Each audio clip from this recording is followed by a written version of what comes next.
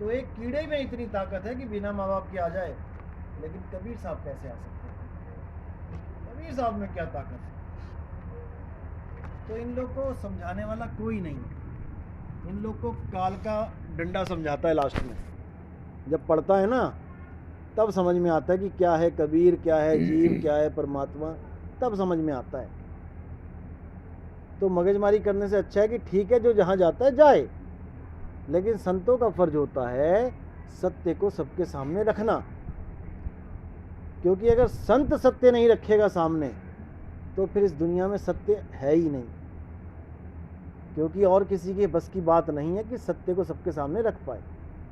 नेता नेतागिरी में लगे रहेंगे, हीरो हीरोइन फिल्मों में लगे रहेंगे, बिजनेसमैन बिजनेस में लगा रहेगा, और जितने भी ये काम कर रहे हैं सब अपने अपने कामों में लगे रहेंगे। एक संत ही है जो घर बारी भी होगा तो घर बार छोड़ देगा, राजा होगा तो राजपाट छोड़ देगा, नेता होगा तो नेतागिरी छोड़ देगा, और अगर कोई कलाकार होगा तो कलाकारी छोड़ देगा, और आएगा समाज में सत्य की चेतना जगाने के लिए।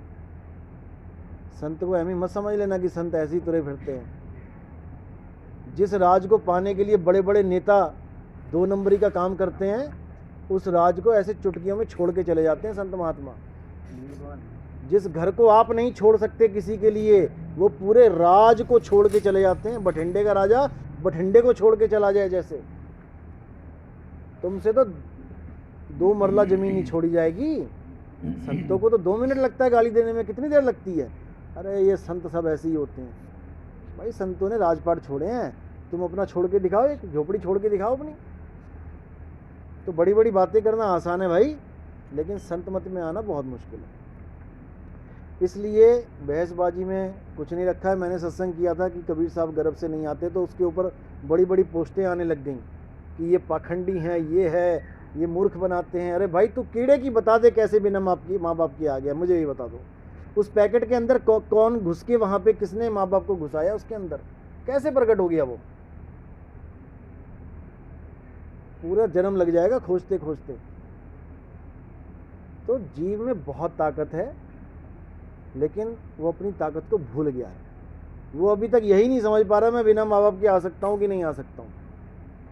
हालांकि वो भी आए हैं, सब आए हैं, हम भी आए हैं, 1,84 भुगत की आए हैं यहाँ पे।